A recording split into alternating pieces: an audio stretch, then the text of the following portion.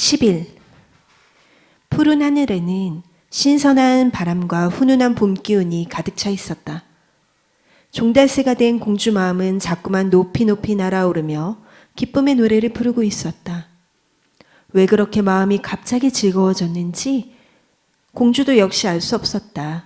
무언가 아주 오래전에 잃어버렸던 것을 우연히 다시 찾은 것 같기도 했다. 이제는 공주 자신이 무언가 정성 들여 일을 해야 할 때가 된 것도 같다. 처음으로 물레 앞에 앉아 비단짜는 소녀처럼 공주 마음은 자꾸 설레었다.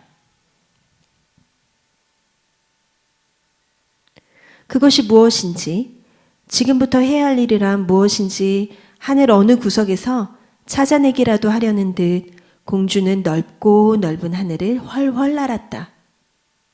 그 들뜬 공주의 마음을 높은 하늘에서 다시 땅으로 끌어내린 것은 잔뜩 성이 난 임금의 목소리였다. 길바닥에서 바보 온달가 어쨌다고? 공주는 깜짝 놀라 뒤로 돌아섰다. 임금이 공주 얼굴을 똑바로 바라보며 큰 소리로 물었다. 그 더러운 얼굴을 네 손으로 쓰다듬었다는 게 사실이냐? 공주는 말없이 고개를 숙여 손바닥을 내려다보았다. 하얀 손가락에 가느다란 핏줄이 발갛게 드러나 보였다. 어서 바른 대로 대답 못하느냐? 임금이 공주에게 이토록 화를 낸 적은 일찍이 없었다. 공주는 고개를 들고 임금을 바라보았다. 화가 난 임금 곁에는 역시 똑같이 화난 얼굴을 한 고승 장군이 서 있었다. 흥, 아버님께 이른다더니 정말로 일러 바쳤군. 공주가 똑똑한 목소리로 대답했다. 네, 아버님, 그랬습니다. 뭐라고? 임금의 두 눈이 솔방울만큼 커졌다. 왕관에 매달린 금구슬, 은구슬이 이리저리 술렁거리며 흔들렸다. 잠시 동안 아무도 말을 꺼내지 않았다. 바로 이때 머리 위에서 종달새의 지저귀는 소리가 들려왔다. 고승 장군이 어깨에 맸던 활과 화살을 벗어들더니 눈 깜빡하는 사이에 종달새를 향해 쏘아 올렸다. 가여운 종달새는 성난 임금과 장군의 머리 위에서 즐거운 봄 노래를 부른 죄로 그만 날카로운 화살 쪽에 가슴이 뚫려 숨을 거두고 말았다. 화살에 꿰뚫린 종달새의 작은 몸뚱이가 바로 공주 발 앞에 떨어졌다. 공주는 가슴이 섬뜩하여 눈을 감고 말았다. 마치 가슴에 화살이 와 박힌 것 같았다. 한참 만에 공주가 눈을 떴을 때 젊은 장군은 뜻모를 웃음을 입가에 떠올리고 있었다. 공주는 다시 눈을 꼭 감았다. 세상에서 그토록 보기 싫은 얼굴은 또다시 없을 것 같았다. 소름이 끼치는 그 웃음.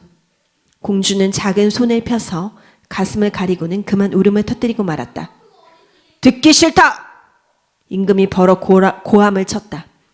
공주는 더욱더 설게 울었다. 공주의 눈물샘에서는 오랜만에 때를 만났다는 듯 뜨거운 눈물이 펑펑 쏟아져 나왔다. 그러나 이번에는 아무리 울어도 임금의 입에서 바보 온달에게 시집 보내겠다는 말은 나오지 않았다.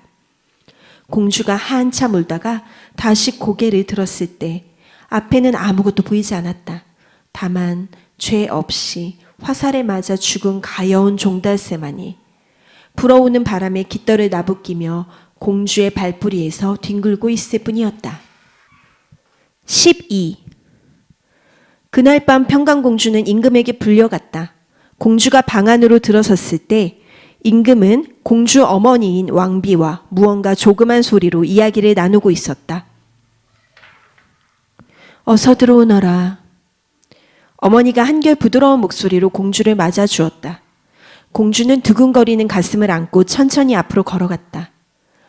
커다란 방 안에는 등불만이 춤을 추며 타고 있을 뿐 움직이는 것이라고는 아무것도 없었다.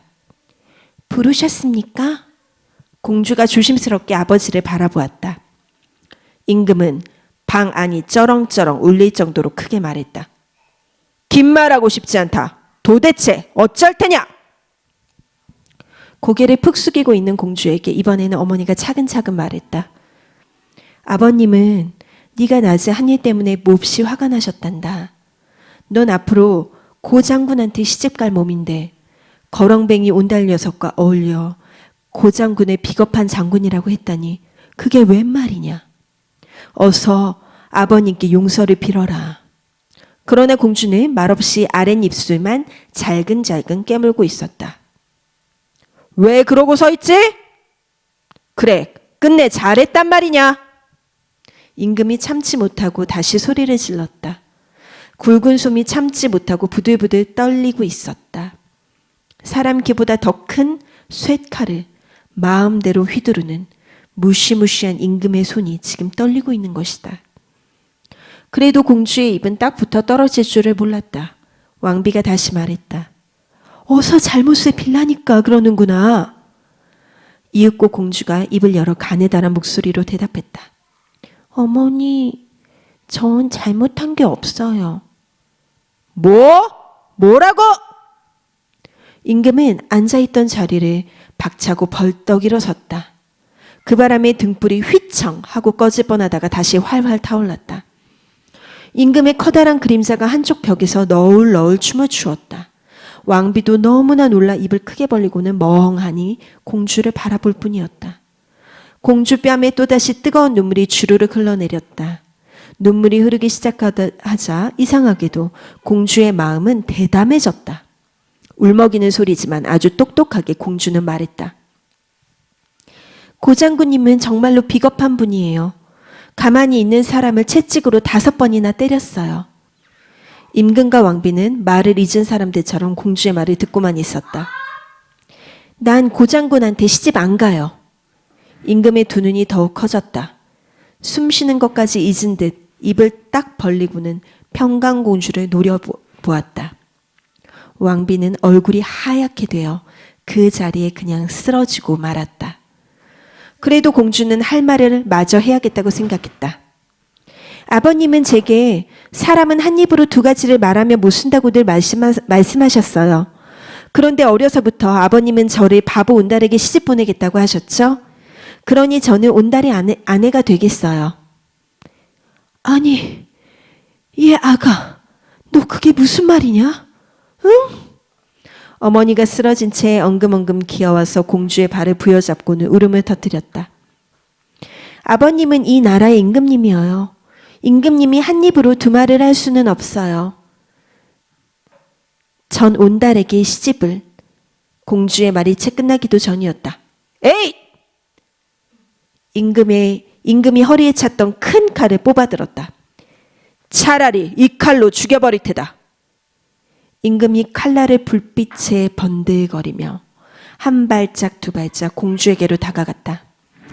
그 사이로 왕비가 뛰어들었다. 안 돼요! 그러나 임금은 힘 하나 안 들이고 왕비를 밀어냈다. 공주는 자기도 모르게 2 손을 가슴에 모으고는 뒷걸음질을 치고 있었다.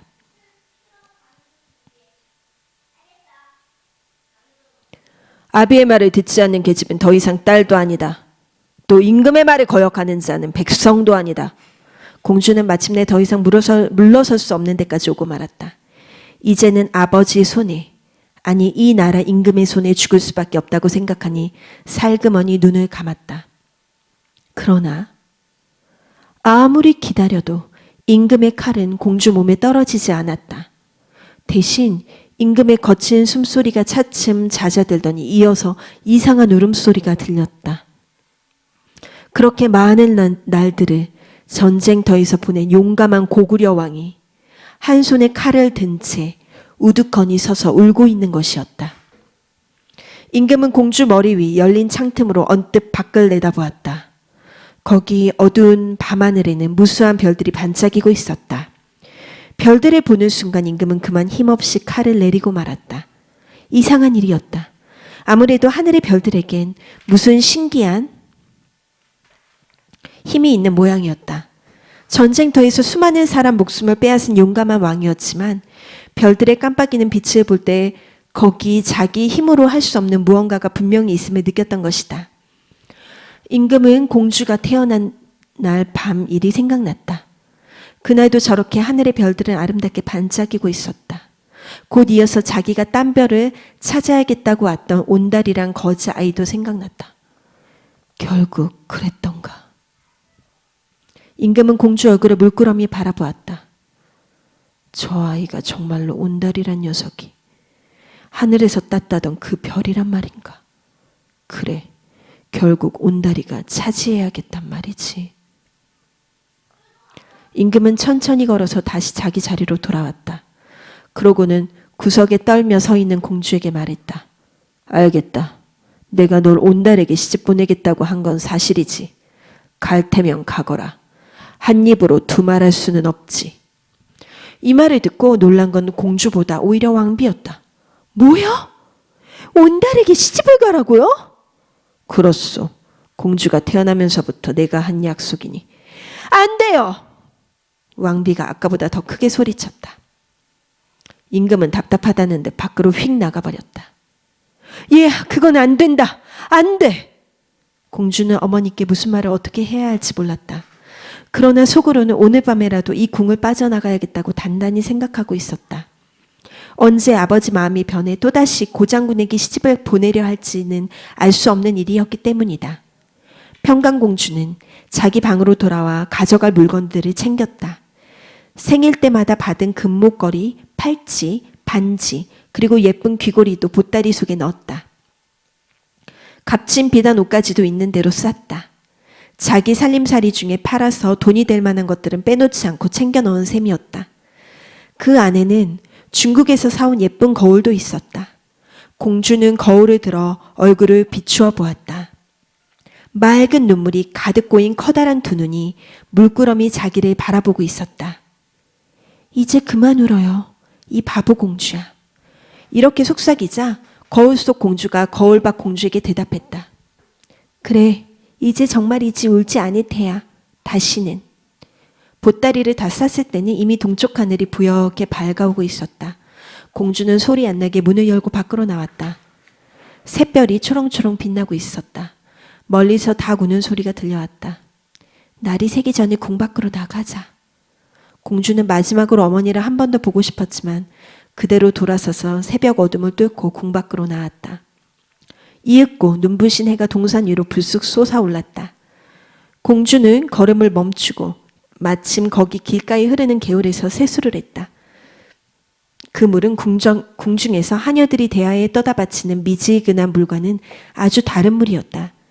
산속 깊은 샘에서 솟아나 밤새도록 바위야 나무뿌리를 돌아 흘러내려온 그 차가운 물에서는 지금까지 맛보지 못했던 은근한 향기가 나고 있었다. 그것은 바로 세상 모든 것을 떠받들고 있는 이 넓고 깊은 땅덩이의 냄새였다. 한 할머니가 공주 쪽으로 걸어왔다. 공주가 얼굴에 묻은 물기를 닦으면서 할머니에게 물어보았다. 온달래 집이 어디인가요? 뭐? 온달님네 집이 어디냐고? 할머니는 어이가 없다는 듯 공주를 빤히 바라보았다.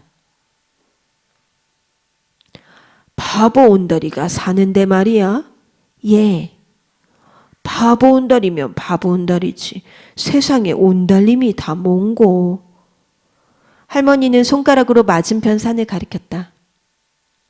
저기 저 산기슭에 동네가 있지. 그 동네 제일 위에 있는 온막이라네. 공주는 할머니와 헤어져 보따리를 들고 마을을 향해 걷기 시작했다. 가슴이 자꾸만 두근거렸다. 13. 온달님! 온달님!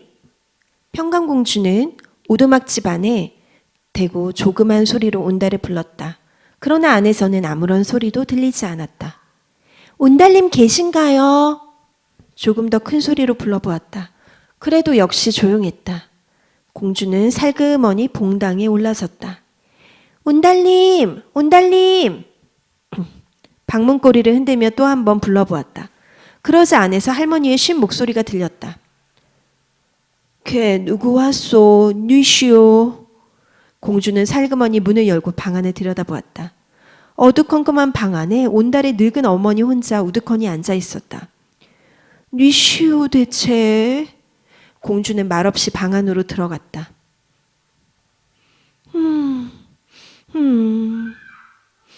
온달 어머니는 코를 벌렁거리며 이상하다는 듯 고개를 갸우뚱했다. 이게 무슨 냄새지? 향수 냄새 같은데. 공주는 방 안에 들어서자 무턱대고 큰절을 했다. 절 받으셔요. 온달 어머니는 무슨 영문인지 알 수가 없었다. 갑자기 웬 젊은 여인이 온달을 부르면서 문을 열고 들어오더니 자기에게 절을 하는 모양이다. 그러나 눈이 어두워 볼 수가 없으니 어리둥절할 뿐이다. 아니 대체 누시오? 온달 어머니는 두 팔을 내밀어 절하는 것을 말리는 신용을 하며 물었다. 절부터 받으셔요 어머님. 공주가 온달 어머니의 늙은 손을 잡아 앉히며 부드럽게 말했다. 뭐 어머님이라고? 온달 어머니는 더욱 놀랐다. 어머님, 전 온달님 색시예요. 공주 얼굴이 밝아졌다. 뭐라고? 이게 무슨 조화 속일까?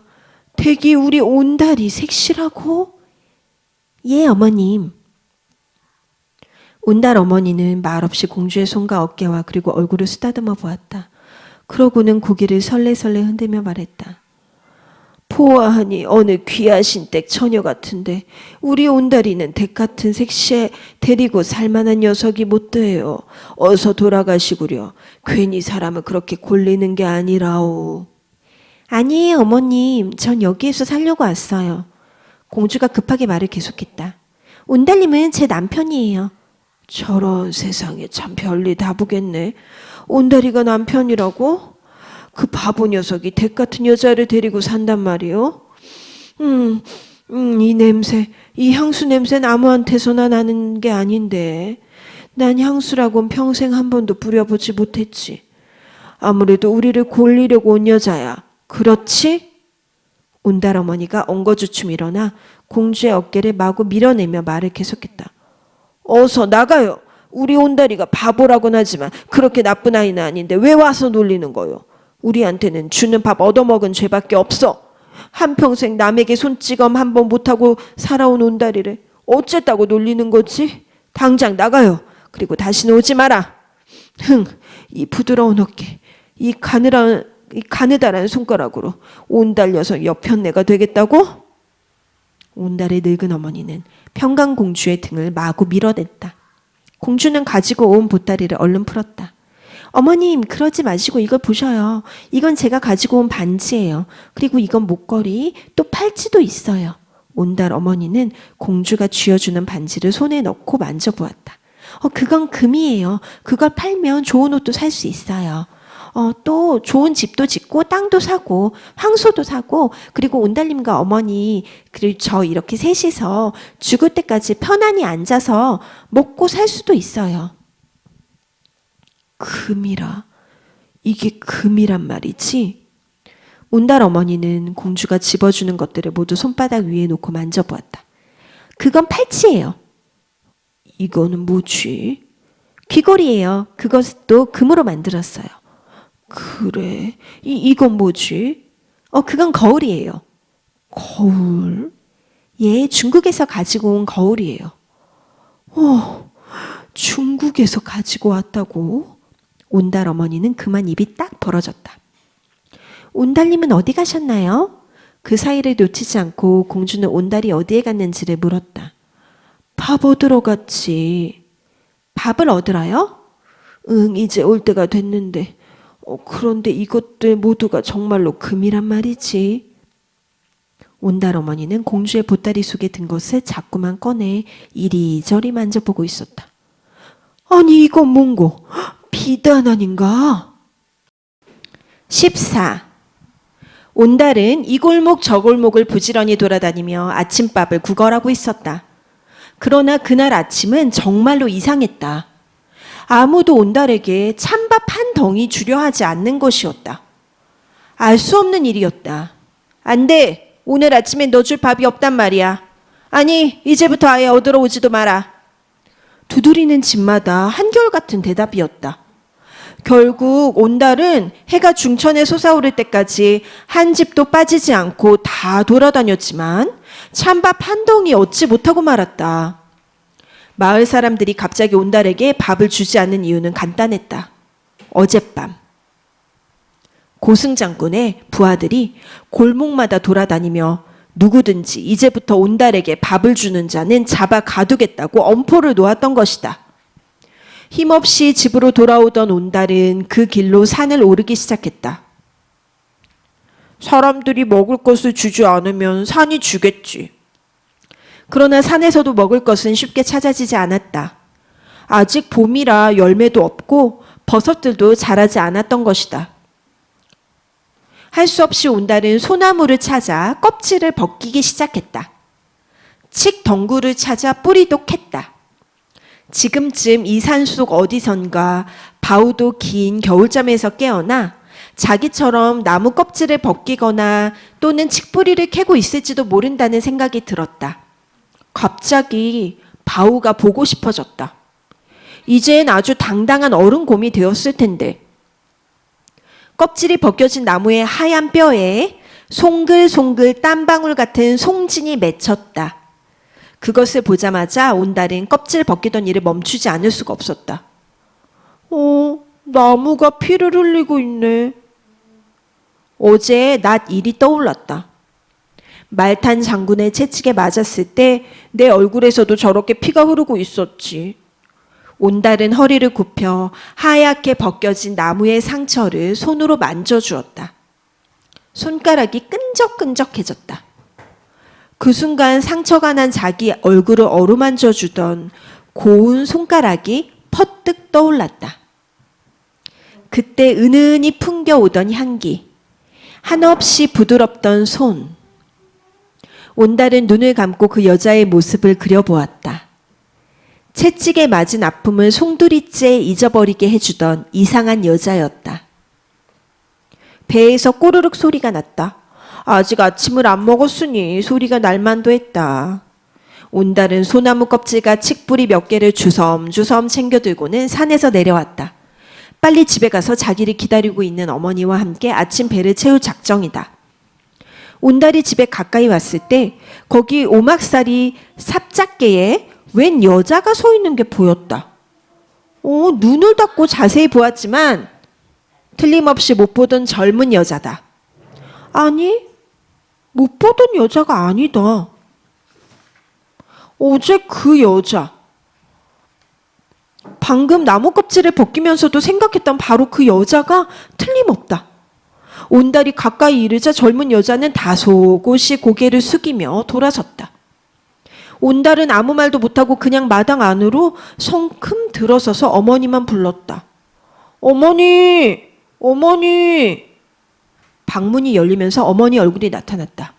오냐, 어딜 돌아다니다가 이제야 오누.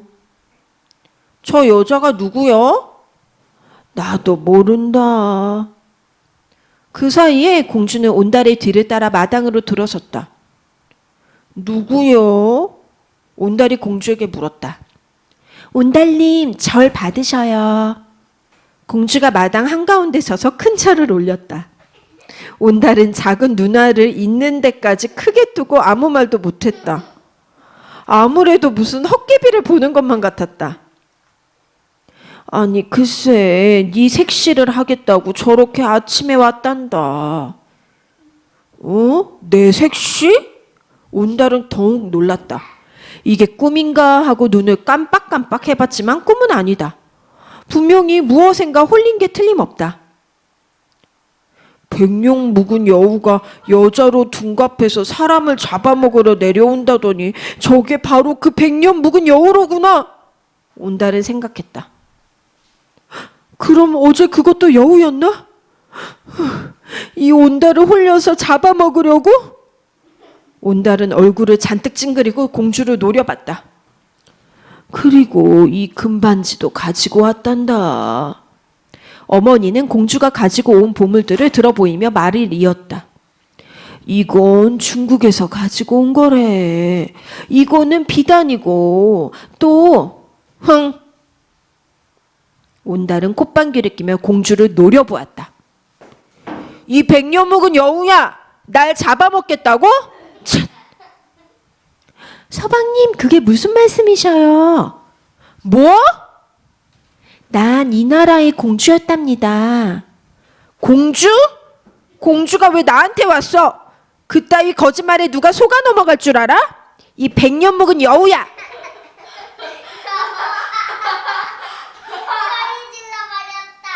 온달은 마당 한구석에 굴러다니는 막대기를 집어들었다.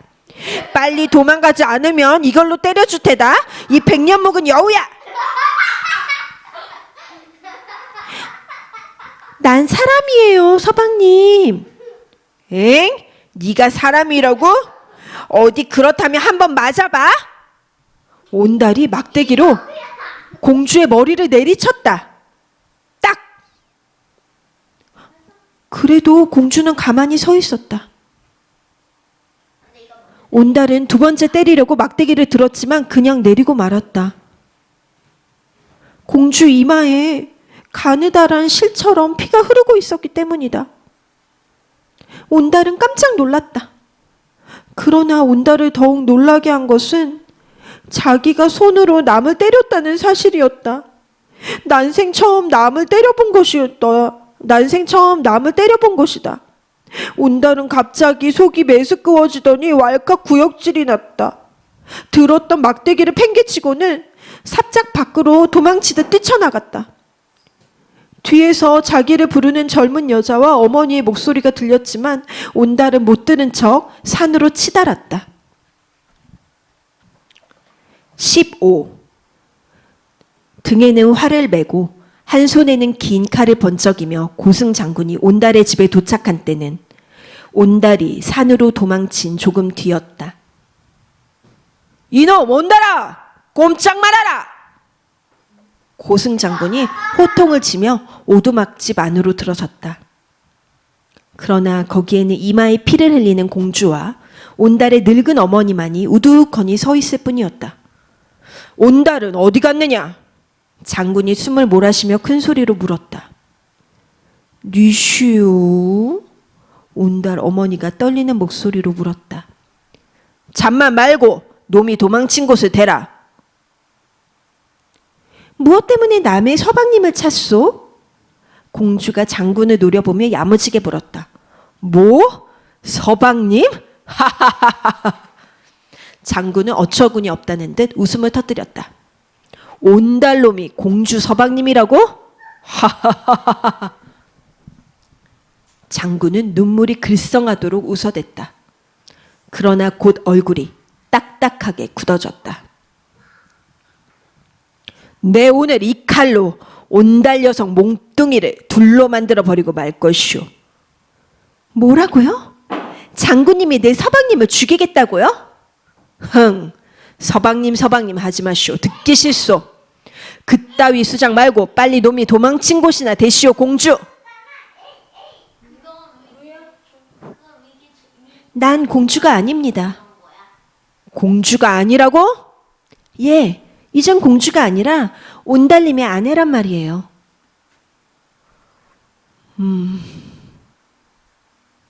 장군은 괴롭다는 듯 깊은 신음소리를 냈다. 불을 품고 이글거리는 두 눈으로 공주와 그 곁에서 부들부들 떨고 있는 온달의 늙은 어머니를 노려보았다. 서방님은 집에 없어요. 그냥 돌아가십시오, 장군님. 그러나 장군은 공주의 말을 듣는 둥 마는 둥 마당을 건너질러 방문 앞에 우뚝 섰다. 그러고는 칼을 잡지 않은 왼손으로 문고리를 왈칵 잡아당겼다. 빈 방에는 공주가 가지고 온 가지가지 보물들만 뒹굴고 있었다. 장군은 돌아서서 공주를 노려보다 말고 펄쩍 뛰어 온달의 늙은 어머니에게 달려갔다. 아! 안 돼요! 공주가 놀라 소리를 질렀을 때는 앞 못 보는 노인 어깨를 장군이 꽉 움켜잡은 다음이었다. 흥! 이래도 온달을 내놓지 못하겠소. 공주 입으로 가르쳐주지 않으면 이 할멈을 먼저 죽여버리지. 애구고 니신데 날 죽이겠다는 거요. 잘못했습니다요, 나리. 온달 어머니는 장군에게 매달렸다. 우리 온달이가 무슨 짓을 저질렀는지는 모르나 그저 죽을 죄를 지었으니 한 번만 용서해 주십시오. 예, 나리. 아이고. 시끄럽군. 살려줄 테니 온달이 도망친 곳이 어딘지만 말하게. 그 바보 같은 제 자식놈은 그저 산밖에 모릅니다요, 나리. 밥만 먹으면 산으로 내빼지요. 흥, 내가 생각했던 대로군. 산으로 갔다 그렇지? 잭간 놈이 산밖에 갈 데가 없겠지. 알았다. 그럼 나도 산으로 가지. 어디 가든지 따라가서 산채로 잡아다가 당신 앞에서 요절을 내고 말겠소, 공주. 닥쳐요, 비겁한 장군님. 난 이제 공주가 아니라니까. 허허허, 비겁한 장군이란 말을 똑같은 입에서 두 번째로 들었군. 그러나 공주가 아니라고? 그러나 내게는 아직 공주요. 내 아내가 될 이 나라의 공주란 말이요. 하하하. 장군은 너털웃음을 웃으며 잡고 있던 온달 어머니 어깨를 놓아주었다.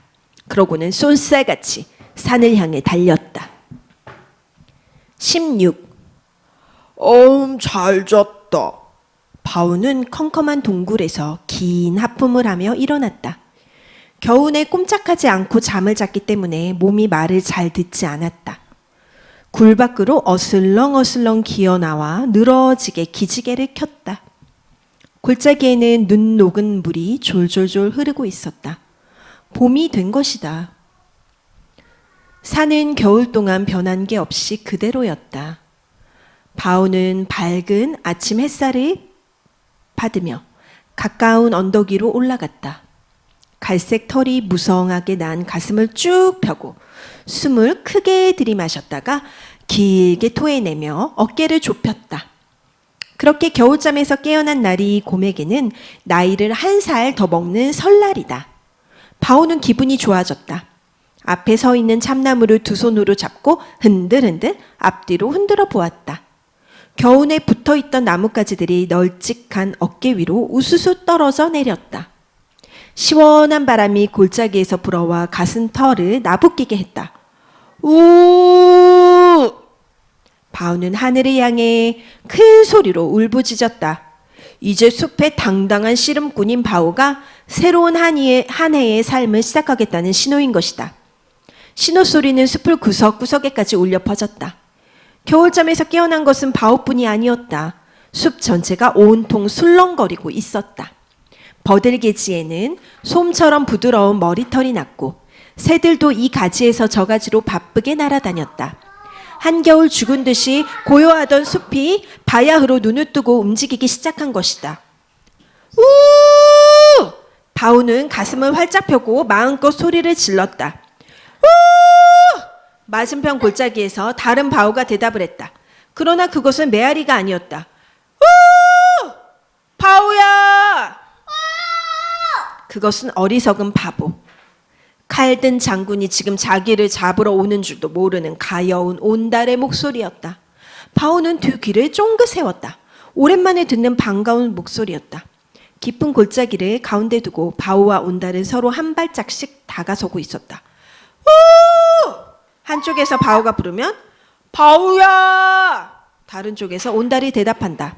이제 조금 뒤면 물체가 제 그림자와 합치듯 둘은 자연스럽게 만나 서로 반갑게 끌어안을 것이다.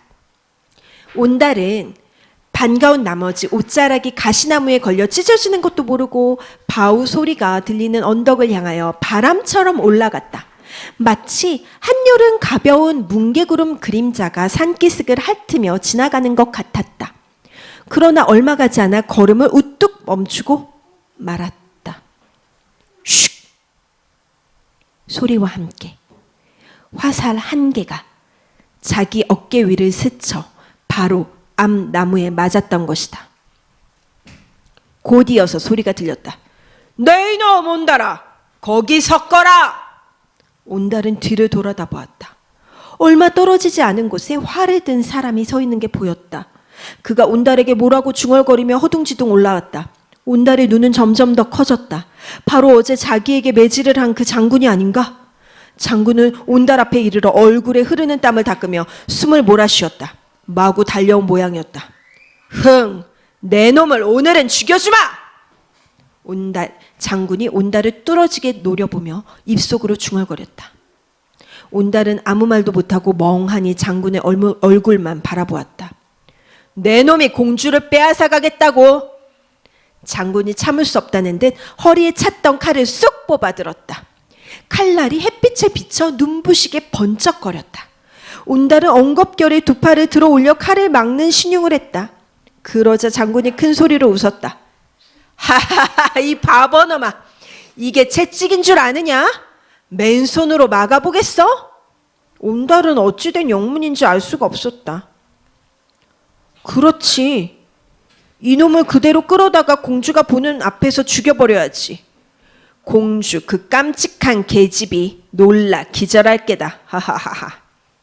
장군은 칼을 다시 허리에 꽂고는 눈을 부릅뜨고 온달에게 말했다. 자, 너의 집에 있는 공주에게로 가자. 아마 지금쯤 우리를 눈이 빠지게 기다리고 있을 게다. 공주? 온달이 멍청한 눈으로 장군을 바라보며 물었다. 공주가 집에 있어? 그렇다. 널 기다려. 거짓말. 공주는 그제야 자기가 여우를 막대기로 때리고 도망친 일이 생각났다. 공주 아니야, 그거. 공주가 아니라고? 그럼 뭐냐? 100년 묵은 여우야. 뭐? 100년 묵은 여우? 그래, 그래서 내가 막대기로 때렸어. 말하다 말고 온달이 얼굴을 찡그렸다. 왜 그러느냐? 온달이 우물쭈물 말을 이었다. 때렸더니 피가 났어. 그러니까 죽었을 거야. 그 말을 듣고 장군이 큰 소리로 웃었다. 죽었을 거라고? 하하, 안 죽었다. 죽기는커녕 생생하게 살아 널 기다리고 있더라. 자, 시간이 없다 이놈. 빨리 내려가자. 장군이 온달 어깨를 꽉 잡고 아래로 밀었다. 싫어. 온달은 꼼짝도 않고 그 자리에서 버텼다. 이놈 봐라. 장군이 팔에 힘을 주어 온달의 어깨를 밀었다. 그러나 온달의 몸은 마치 바윗돌이나 된 듯 꼼짝도 않았다. 장군은 얼굴이 벌겋게 되었다. 못 내려가겠느냐? 싫어. 난 안 내려갈 테야. 뭐라고? 바로 그때 등 뒤에서 곰의 울부짖는 소리가 들려왔다. 온달을 발견한 바우가 반가워 울부짖는 소리였다. 저건 곰 아니야. 뒤를 돌아보고 장군은 깜짝 놀랐다. 집채만큼 커다란 곰이 나무를 쓰러뜨리며 바위가 구르듯이 달려오고 있는 것이 아닌가? 장군이 잽싸게 몸을 숙이며 활과 화살을 빼들었다. 안 돼, 쏘지 마. 온달이 말리려고 했지만 화살은 이미 핑 소리를 내며 날아간 뒤였다. 반가움에 못 이겨 쿠르릉거리고 내려오던 바우 어깨에 날아온 화살이 푹 박혔다.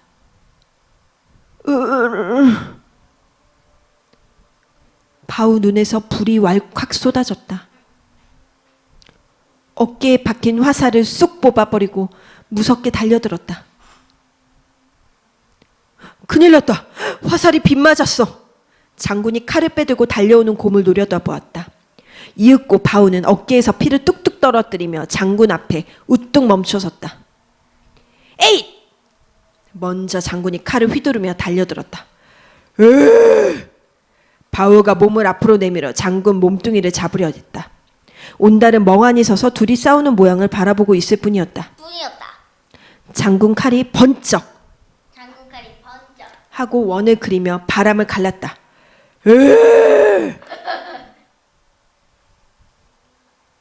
누가 이길까? 단이게 바보겠지? 칼을 맞은 바우가 길길이 뛰며 분통을 터뜨렸다. 머리에서 또 붉은 피가 흘러내렸다. 장군 칼에 귀를 맞은 모양이다. 바우의 오른쪽 귀가 보이지 않았다. 그 순간 장군이 나무에 걸려 넘어지고 말았다. 바우는 장군 몸뚱이를 번쩍 들어 막대기처럼 멀리 던져버렸다. 분이 풀리지 않는 바우가 으르렁거리며 장군에게 다가갔다. 날카롭게 번뜩이는 이빨을 드러내고 장군 몸뚱이를 노려보았다. 그때 한 옆에 멍하게 서 있던 온달이 훌쩍 뛰어 바우 앞을 가로막았다. 그러고는 피 흐르는 바우의 어깨를 잡고 이렇게 말하는 것이었다. 바우야, 죽이지 마라. 응? 죽이지 마라, 바우야. 죽이지 마라. 바우는 자기 앞을 가로막고 서 있는 온달을 물끄러미 내려다보더니 갑자기 으르렁거리며 온달에게 달려들었다. 왜 이래? 그러나 어느새 온달의 몸은 커다란 곰의 머리 위에 높이 들려져 있었다. 바우는 온달의 몸뚱이를 쓰러져 있는 장군 곁에 내던지고 나서 으르렁거리며 언덕 위로 천천히 사라져갔다. 온달이 아무리 불러도 들은 척도 하지 않고 붉은 핏방울을 떨어뜨리며 끝내 숲속으로 사라져갔다. 온달은 갑자기 배가 고파왔다. 눈에선 눈물이 핑 돌았다. 17. 다 죽어가는 장군을 어깨에 메고 온달이 비틀거리며 산을 내려왔을 때는 어느덧 내려갔을 때는 서산의 해가 뉘엿뉘엿 넘어가고 있었다. 마을 지붕들이 보이기 시작하자 온달은 장군을 내려놓고 잠시 쉬기로 했다. 장군이 얼굴을 찡그리며 신음소리를 냈다. 장군의 옷이며 손은 온통 피로 물들어 있었다. 그것은 바우의 피였다. 뒤도 돌아보지 않고 숲속으로 사라져가던 바우 모습이 온달의 눈에 선했다. 온달은 한숨을 푹 내쉬었다. 아무리 생각해봐도 이 사람에 대해서는 모르겠는 것이 너무 많다. 이상한 사람이다. 활을 쏘고 또 칼을 휘둘러 산짐승을 죽이는 것을 왜 하는지 알 수가 없었다. 물 좀. 장군이 피 묻은 입술을 벌렁거리며 겨우 말했다. 온달은 얼른 앞에 흐르는 개울로 내려갔다. 맑게 흐르는 물을 보니 자기도 목이 말랐다. 물 위에 엎드려 찬물을 마셨다. 골짜기 뿌리에서 나온 차가운 물이 온달의 창자 속까지 시원하게 해주었다. 물 좀. 장군은 몹시 목이 마른 모양이었다. 그러나 온달은 우두커니 서 있을 수밖에 없었다. 물을 떠서 장군에게 가져다 줄 그릇이 없었던 것이다. 온달은 주위를 둘러보았다. 그러나 물을 담을 만한 그릇처럼 생긴 것이 아무데도 보이지 않았다. 제기랄, 그릇이 있어야지. 온달은 투덜거리며 빈손으로 올라가는 수밖에 없었다. 이때 무언가 부스럭거리는 소리가 개울 쪽 풀숲 사이에서 들렸다. 바우. 누구요? 저예요. 여기 그릇이 있어요. 온달은 깜짝 놀라지 않을 수 없었다. 아침에 집에서 만났던 바로 그 여자였다. 온달이 두 눈을 딱 부릅뜨고 큰 소리로 말했다. 이 백년 묵은 여우야! 왜 자꾸만 나타나는 거예요? 그러나 공주는 말없이 들고 있던 표주박으로 물을 뜨는 것이었다. 온달은 멍하니 서서 그 하는 짓을 바라보았다. 공주가 떠온 물을 장군 입 안에 조금씩 흘려 넣었다. 장군은 주는 대로 물을 벌떡벌떡 마셨다. 표주박 물을 다 먹이자 공주는 개울로 내려가 물을 또 떠왔다. 그러고는 그 물에 손을 적셔 장군 얼굴에 묻은 피를 닦아주었다. 어제 온달의 상처를 쓰다듬어 주던 바로 그 손이었다. 곧 장군의 얼굴이 깨끗해졌다. 장군은 두 눈을 신라같이 가늘게 뜨더니 자기 얼굴을 닦아주는 사람이 공주인 걸 알고는 얼굴을 붉히며 어쩔 줄을 몰라 했다. 고맙고도 부끄럽고 그리고 갑자기 서글퍼졌다. 장군이 공주 손을 꼭 잡으며 눈물을 주르르 흘렸다. 그 모양을 보고 있던 온달은 입이 쩍 벌어졌다. 저 무섭고도 당찬 장군이 눈물을 다 흘리다니. 공주가 장군 손을 꼭 쥐어주며 조그만 소리로 말했다. 불쌍한 사람. 장군이 땅에 누운 채 공주를 쳐다보면서 울먹였다. 공주, 날 버리지 말아요. 그러자 공주가 장군 손을 뿌리치며 일어섰다. 그러고는 온달을 쳐다보며 말했다. 자, 이제 집에 돌아가시지요. 온달이 주춤주춤 장군 곁으로 다가가 그 몸뚱이를 안아 일으키려 했다. 그냥 두세요. 장군은 죽지 않아요. 공주가 뾰족한 소리로 말하며 손을 내밀어 온달의 팔을 꽉 잡았다. 어서 내려가요. 어머님이 기다리고 계시니까. 도대체 어떻게 된 영문인지 알 수가 없었다. 온달은 갑자기 나무 토막이 되어버린 듯 주춤주춤 공주가 미는 대로 마을을 향해 내려가기 시작했다. 다음 날 새벽, 고승 장군은 가까스로 일어나 엉금엉금 기다시피 하여 산을 내려왔다. 다행히 아직 마을 사람들은 잠에서 깨어나지 않은 모양이었다. 어둠 속에서 별빛을 따라 길을 찾으며 장군은 수없이 중얼거렸다. 창피한 일이다. 창피한 일이야. 18. 날이 밝았다. 잠에서 깨어난 온달이 방 안을 휘 둘러보았다. 아무것도 달라진 것이라고는 없었다. 동편 들창은 여느 때처럼 훤히 밝아오는데 아랫목에선 늙은 어머니가 푸푸 숨을 입으로 내쉬며 자고 있었다.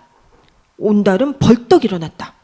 문을 활짝 열고 마당으로 나가 희뿌연 하늘을 향해 기지개를 켰다. 겨우내 얼어붙었던 땅은 봄이 되어 한결 부드러워져 있었다.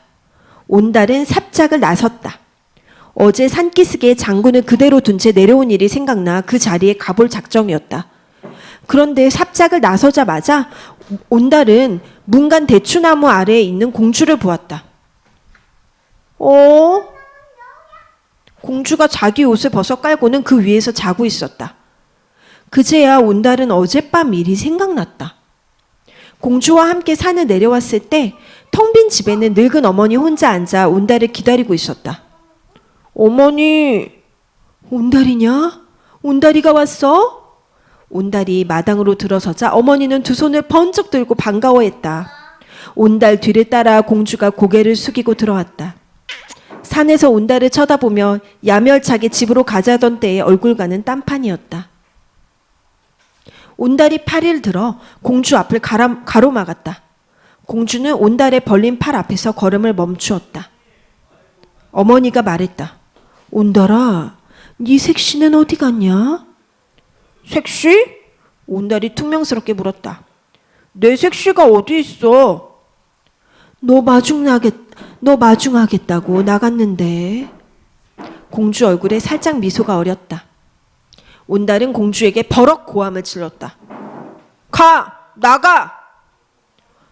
얘 온달아! 어머니가 온달에게 매달렸다. 100년 묵은 여우가 나를 홀려서 잡아먹으려고 그래. 그 말을 들으며 공주는 속으로 고개를 끄덕였다. 그래, 내가 저 바보 온달을 잡아먹어야지. 그래가지고 이 나라에서 제일 가는 장군으로 만들고 말 테야. 날 내쫓은 아버님이 깜짝 놀라게. 온달이 방에 들어가 공주의 보따리를 들고 나왔다. 이것들을 가지고 냉큼 나가! 다시는 오지 마라!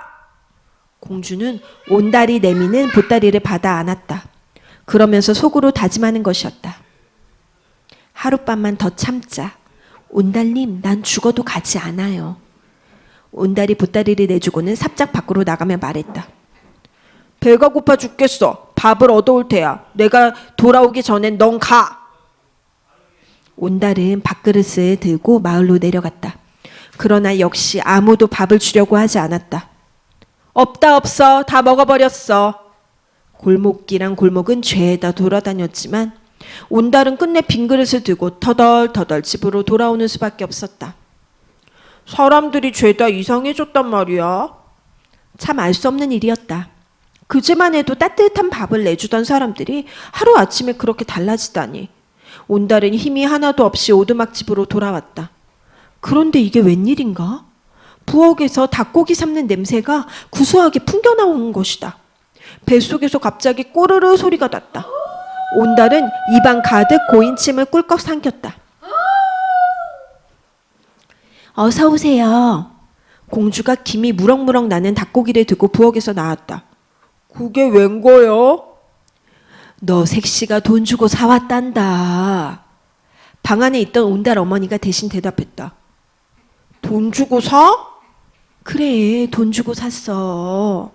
온달은 공주가 내놓는 닭고기를 주춤거리며 집어들고는 방으로 들어갔다. 저녁을 먹은 뒤 온달은 슬그머니 밖으로 나갔다. 아무래도 함께 방 안에서 잘 수는 없다고 생각했던 것이다. 어디 가니? 어머니가 물었다. 난 마당에서 잘 테요. 뭐? 이때 공주가 온달의 팔을 잡았다. 그러고는 이렇게 말하며 쏘새같이 밖으로 나가버렸다. 내가 나가겠어요. 온달은 뒤도 돌아보지 않고 삽작을 나서는 공주의 모습을 물끄러미 내다보았다. 왠지 마음이 섭섭하기도 했지만 어쨌든 제 발로 집을 나갔으니 잘됐다고 생각한 온달은 그냥 쓰러져 잠을 잤다. 그런데 아침에 일어나 보니 바로 문밖 대추나무 아래 공주가 자고 있는 곳이었다. 그곳에서 밤을 지낸 게 틀림없었다. 온달은 가만 공주에게 다가섰다. 까만 머리카락에 이슬이 송글송글 맺혀 있었다. 그때 잠을 자고 있는 것 같던 공주가 살그머니 눈을 뜨고는 온달을 올려다보았다. 언젠가 돌멩이를 던져 따보고 싶었던 별처럼 공주의 눈동자가 그렇게 반짝이고 있었다. 19. 온달은 더 이상 밥을 얻으러 마을 골목을 돌아다니지 않아도 되었다. 아침, 점심, 저녁으로 언제나 기름이 흐르는 밥을 집에서 먹을 수 있게 되었기 때문이다. 공주는 궁중에서 가지고 나온 보물들을 팔아 많은 돈을 만들었다. 그것으로 솥과 그릇을 샀다. 또 기름진 논과 밭도 샀다. 종들도 구했다. 살고 있던 오막살이도 헐어내고 기와집을 지었다. 황소도 한 마리 샀다. 온달은 밥그릇을 들고 골목마다 돌아다니는 대신 멋있는 비단 옷을 입고 점잖게 거리 구경을 했다. 그래도 누구 하나 놀리거나 욕지거리를 하거나 돌멩이를 던지지 않았다. 온달은 신이 났다. 그러나 더욱 신이 나 있는 사람은 온달의 어머니였다. 에헴, 사람 팔자란 모르는 게야. 어디 우리 온달이가 이렇게 될 줄 누가 알았나? 온달의 안못 보는 어머니는 높은 대청마루 위에 앉아 부채질을 하며 큰 소리로 떠들었다. 우리 온달이가 하늘의 복을 받았지 아무렴. 아침 해가 동산에서 불쑥 솟았다. 온달은 마구간에서 붉은 구름을 끌어내 뒷산으로 데리고 갔다. 붉은 구름이란 온달이 지난번 장에 가서 사온 말 이름이다. 털이 흡사 저녁 하늘 구름처럼 붉어서 붉은 구름이라고 부른다. 코로롱 코롱. 붉은 구름이 맑은 아침 공기가 기분 좋은 듯 콧소리를 내며 온달 뒤를 따라 올라왔다. 평평한 언덕에 이르러 고삐를 놓았다. 마른 긴 모가지를 휘두르며 아침 이슬이 채 마르지 않는 신선한 풀을 뜯기 시작했다. 사다 놓은 지 며칠이 지나니까 이젠 좀 말같이 보인다. 오늘은 가서 말을 사오셔요. 공주가 온달에게 돈을 건네주면서 이렇게 말한 것은 며칠 전 일이었다. 말을? 예, 군사들이 타고 다니는 말 있잖아요. 말을 왜 사? 다 쓸 때가 있어요. 그런데 말을 살 때 잘 골라야 해요. 말 고를 줄 알아요? 공주가 영문을 모르고 서 있는 온달을 빤히 쳐다보면서 물었다. 온달이 우물쭈물 대답했다. 응, 알아. 살이 통통 찌고 키가 큰 놈으로 고르면 되겠지? 아니에요. 응? 내 말을 잘 듣고 꼭 그런 놈으로 사와야 해요. 말해봐. 첫째, 눈 밑에 눈곱이 붙어있는 놈. 눈곱? 에이 더러워. 공주는 온달 눈에 붙은 눈곱을 보며 호호 웃었다. 왜 웃지? 하여튼 눈곱이 붙어있는 놈을 골라요. 알았어. 또 둘째는? 둘째, 살이 쏙 빠져서 뼈만 앙상한 놈. 뭐라고? 빼빼 마른 놈으로 고르란 말이에요. 그거 참 빼빼 마른 놈으로 고르라고? 그리고 한 가지 더 있어요. 뭐야? 털에 기름기가 없고 거칠거칠한 놈. 그러니까 눈에 눈곱이 끼어있고 빼빼 마르고 그리고 털이 거칠거칠한 놈으로 고르란 말이지? 맞았어요. 그런 말이 없거든 사지 말고 그냥 돌아와요. 알겠어. 그런데 그게 무슨 좋은 말이람? 고개를 갸웃거리던 온달은 공주가 시키는 대로 돈을 품속에 넣고 시장에 갔다. 말 장수를 만난 온달이 무턱대고 말했다. 여보, 나 눈곱 끼고 빼빼 마르고 그리고 털이 거칠거칠한 말 한 마리 주시오. 말장수는 멍하니 온달을 쳐다보았다. 온달은 그가 미처 자기 말을 못 알아들었는 줄 알고 다시 설명했다. 눈에는 눈곱이 붙어 있고 뼈만 앙상하게 남고 그리고 털이 거칠거칠한 놈으로 한 마리 달란 말이오. 말장수는 은근히 화가 났다. 그럼 병든 말이 달란 말인가? 우리 집엔 그런 말 없네. 없어? 그거 참 큰일 났다. 할 수 없이 온달은 그냥 집으로 돌아가야겠다고 생각했다. 그런 말이 없으면 그냥 오라고 했지? 그때 술에 잔뜩 취한 한 군인이 말을 끌고 왔다. 여보, 이 말 한 마리 사시오. 그는 자기가 끌고 온 말을 장수에게 보여주며 말했다. 이놈이 이래 보여도 군마요 군마. 싸움터에서 싸우는 말이란 말씀이야. 말장수는 군인이 끌고 온 말을 자세히 들여다보았다. 그러고는 고개를 절레절레 흔들었다. 에이, 틀렸어. 병이 든 데다가 너무 말랐는걸. 그래서 안 사겠단 말이오? 군인이 술이 오른 얼굴로 말장수를 노려보았다. 그런 말은 샀다가 미천도 못 건져요. 괜히 비실비실 앓다가 죽기라도 하면 손해보는 건 누구겠소? 그렇다면 할 수 없지. 군인은 그대로 돌아서려다가 태도를 바꿔 이번에는 애원하듯 말했다. 여보, 많이도 안 받겠소. 열량만 내시오. 응? 그러나 말장수는 어림도 없다는 데 꽃방귀만 뀌었다. 그때 옆에 서 있던 온달이 눈을 빛내며 말한테 다가섰다. 온달이 우선 말의 눈을 들여다보았다. 개슴츠레한 눈꺼풀에 눈곱이 더덕더덕 붙어있다. 오, 됐다. 이번에는 엉덩이를 만져보았다. 앙상한 뼈마디가 손에 잡힌다. 털을 만져보았다. 부스스한 털이 밤송이처럼 거칠거칠하다. 됐어. 바로 이거야. 온달이 활짝 웃으며 소리를 질렀다. 이 말 나한테 파슈. 군인과 말장수 눈이 함께 빛났다. 자, 돈은 여기 있으니까. 온달은 가지고 온 돈을 품에서 꺼내 그대로 군인에게 주었다. 아니, 이게 얼마야? 군인은 입이 해벌해져서 온달이 건네준 돈을 열심히 세었다. 41, 42, 아니 42냥이냐? 군인과 말장수가 머리를 맞대고 돈을 세는 동안 온달은 기분이 좋아 벌써 집으로 돌아오고 있었다. 온달이 끌고 온 말을 보자 공주는 마음이 흐뭇해졌다. 어김없이 자기가 시킨 대로 말을 골라 사왔던 것이다. 참 좋은 말을 사오셨어요. 공주가 칭찬해주자 온달은 더욱 기분이 좋았다. 그래, 참 좋은 말이요. 싸움터에서 싸우는 말이래. 그래요. 공주는 말 목을 쓰다듬으며 혼자 생각에 잠겼다. 저 눈곱만 떼고 적당히 살찌게 하고 그리고 기름진 가죽 옷만 입히면 이 나라 제해가는 군마가 될 겁니다. 당신도 이 말과 똑같아요. 그 눈을 가린 눈곱을 떼어내고 훌륭한 갑옷만 입으면 당신은 이 나라 제해가는 장군이 된단 말입니다. 알겠어요, 온달 장군님? 공주는 마음이 솜처럼 부풀어 올랐다. 이제부턴 새 생활이다. 마음속으로 다짐하며 온달을 바라보았다. 배고픈데. 온달은 마루에 털썩 주저앉아 배를 문질렀다. 20. 붉은 구름이 풀을 뜯는 동안 온달은 산을 바라보며 앉아 있었다. 검푸른 산은 언제나처럼 무겁게 거기에 있었다. 온달의 머리에 그동안 까마득하게 잊고 있었던 바우 모습이 떠올랐다. 보고 싶은 바우. 고승장군의 칼에 귀를 맞아 붉은 피를 흘리던 바우. 성이 난 바우는 끝내 자기를 외면하고 돌아섰지. 홍수가 난 개울물을 들쑥날쑥하며 떠내려오던 어린 곰을 건져 올리던 일부터 숲을 속에서 씨름하며 놀던 일, 그리고 넓은 곰 어깨 위에 올라앉아 골짜기를 오르내리던 일이 하나하나 생각났다.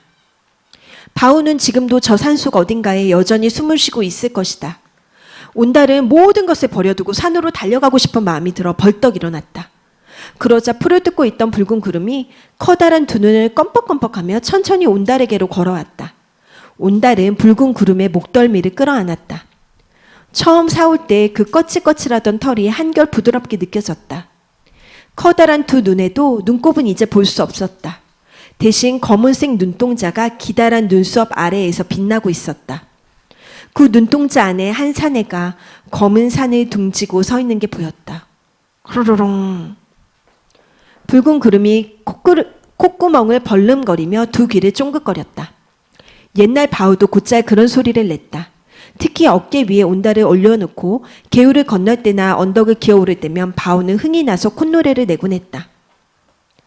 온달은 자기도 모르게 붉은 구름의 갈기를 움켜쥐고 등에 올라탔다.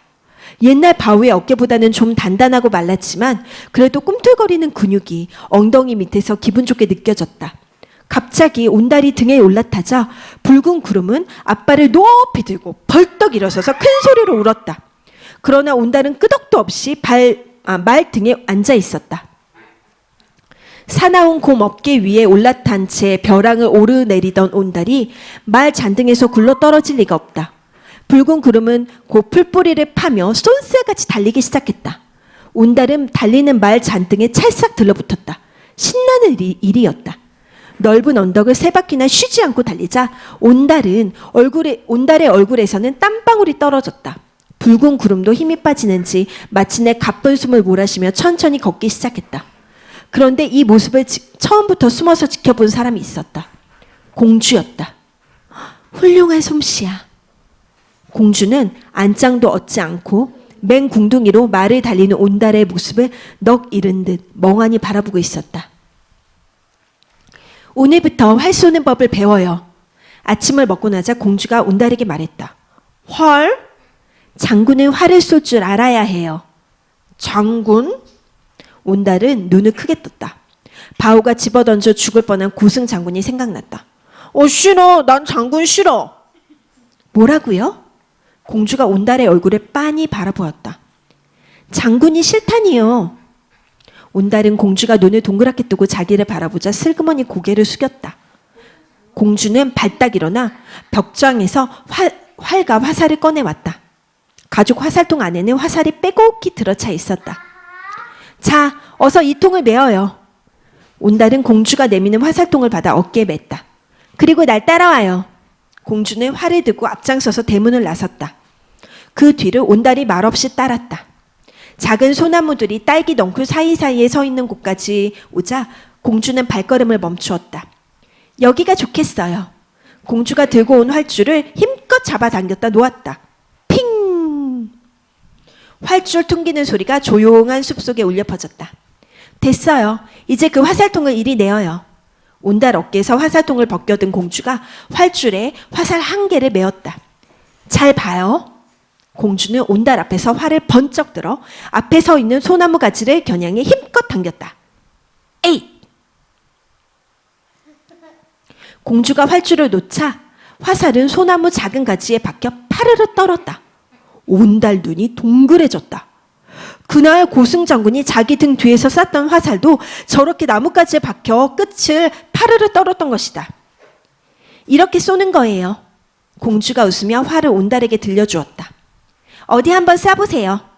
온달은 주춤주춤 공주가 내미는 활을 받아들었다.